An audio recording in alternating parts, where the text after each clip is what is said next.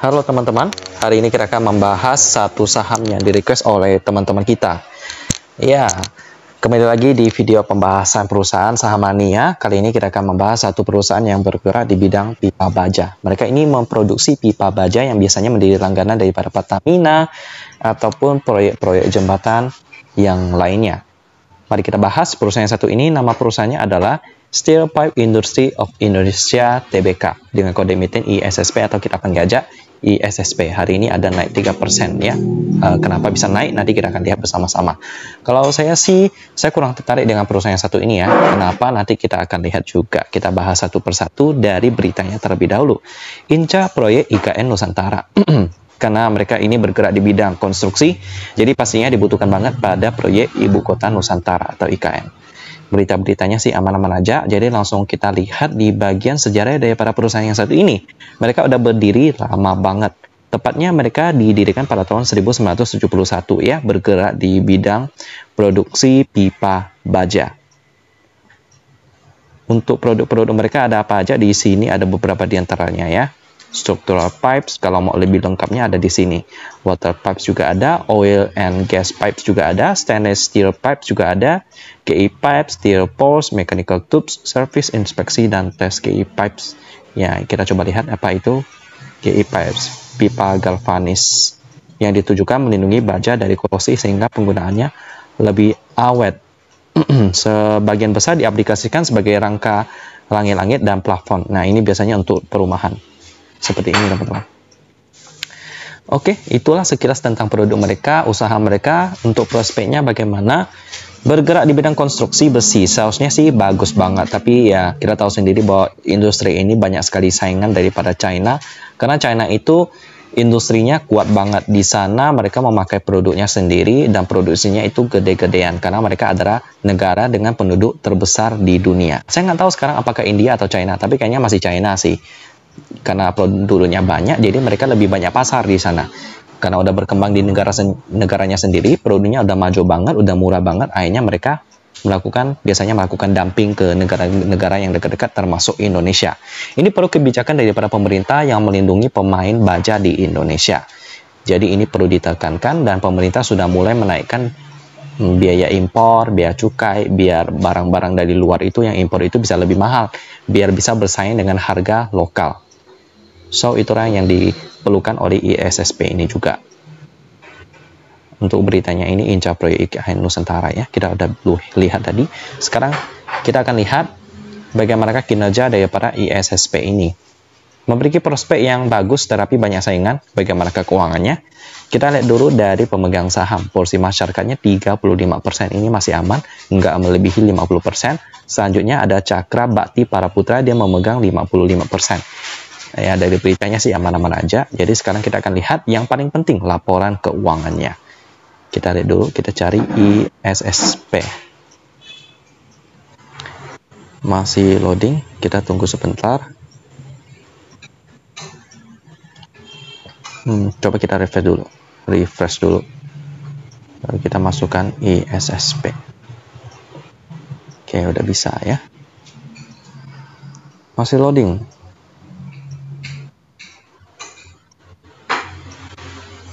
Oke, kita coba sekali lagi, kita refresh, tunggu dia loading dulu.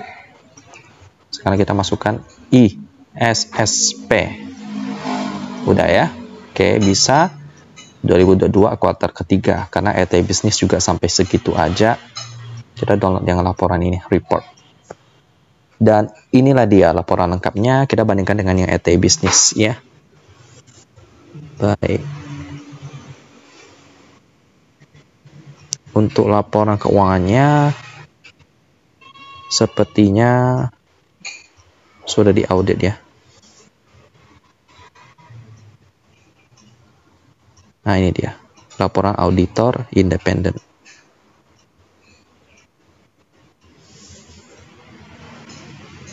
Nah, secara wajar itu berarti bagus ya.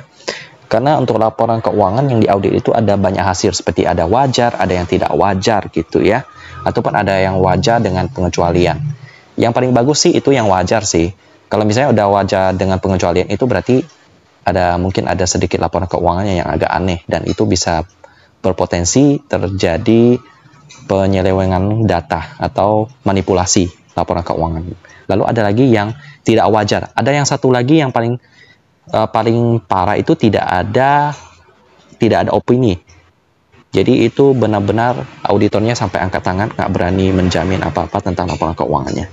Jadi itu yang harus diperhatikan. Kalau untuk ISSP ini masih oke, aman dia. Udah diaudit oleh akuntan. Kita sekarang coba lihat laporan keuangannya. Ini dia.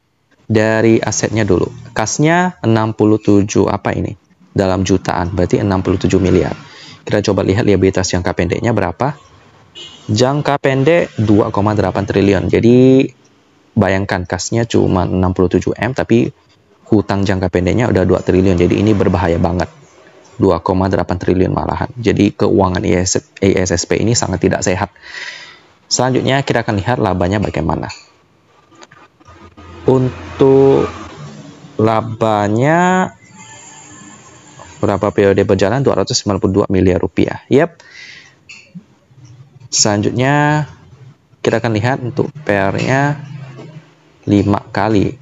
Ini sih bisa hampir masuk watchlist premium, tapi keuangannya nggak terlalu sehat. Kita akan lihat pendapatan ISSP ini dapat dari mana. Kita tekan dulu penjualan. Kemungkinan sih pasti datang dari penjualan pipa besi. Oke, penjualan. Kita coba cari penjualan. Tadi penjualan dan pendapatan jasa. Kita lihat dulu penjualannya dari mana.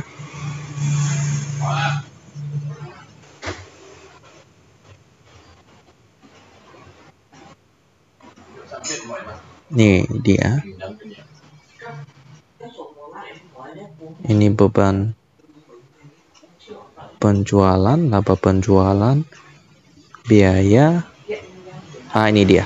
Penjualan dan pendapatan jasa. Yakni kebanyakan datang dari pipa spiral, lalu diikuti oleh pipa air, lalu pipa mekanis, pipa hitam, pipa perabot, strip dan plat, tiang, pipa stainless, jasa, dan lain-lain. Jadi memang kebanyakan itu datang dari pipa spiral sih. Selanjutnya dari ekspor, ini tadi yang lokal ya. Lalu untuk ekspor juga ada pipa hitam. Gitu teman-teman. Jadi totalnya 4,7 triliun penjualannya. Baik, untuk penjualan pada pihak berrelasi tidak terdapat penjualan kepada pelanggan yang jumlahnya melebihi 10%. Jadi sangat terdiversifikasi penjualannya ya. Nggak ada pelanggan yang benar-benar penjualannya gede banget sampai 10% ke atas. Jadi memang ISSP ini bergerak di bidang penjualan pipa. Nggak ada bisnis-bisnis lain yang dapat mendominasi dalam bisnis ISSP ini. Jadi untuk ISSP ini kekurangannya paling keuangannya aja sih. Marginnya juga agak tipis ya, operating profit margin 9%-an, net profit margin lebih kecil lagi, 6% doang. Sehingga ROE-nya cuma 9%. Belum double digit, keuangannya juga kurang bagus, cash ratio-nya cuma 2%. Ini kalau ISSP dituntut oleh sama krediturnya, mereka bisa terkena PKPU. Jadi agak berbahaya teman-teman. Untuk pergerakan sahamnya seperti ini. Pernah mencapai harga Rp66, tetapi setelah itu pernah naik ke Rp505, tapi setelah itu turun sekarang Rp272. Kalau ditanya apakah ISSP ini menarik untuk diinvestasikan, bagi saya sih untuk sekarang sih tidak ya. Kalau mau referensi lain yang bergerak di bidang perbesian, kayaknya sih belum ada. Kayaknya perusahaan besi di Indonesia memang kasnya sangat berisiko. Jadi saya lebih sarankan masuk ke perusahaan energi karena udah terbukti keuangannya lancar, dividennya juga lancar. Apalagi sekarang batu bara lagi mau musim dividen ya. Kemungkinan yang paling dekat itu ITMG. Biasanya mereka membagikannya itu awal April. Karena udah dapat konfirmasi, saya dapat konfirmasi ITMG sudah mau mau melakukan rapat umum pemegang saham pada tanggal 30 Maret. So, dari rapat tersebut akan dikatakan berapa dividen daripada ITMG. Yang kemungkinan sih bakal gede banget. Dividen yield-nya bisa sampai 20%. Kita tunggu aja. Jadi ya lebih disarankan sih ITMG, Adro, MBAP, MCOR, Inti, Hurum, SMDR. Memang bukan bergerak di bidang besi, tetapi mereka menunjang industri besi. Karena pembuatan besi itu membutuhkan batu bara untuk menyediakan suhu yang tinggi dalam pembutuhan baja. Jadi gitu aja referensinya teman-teman, pembahasan daripada ISP juga sekalian. Saya tutup dan kita ketemu lagi di video selanjutnya.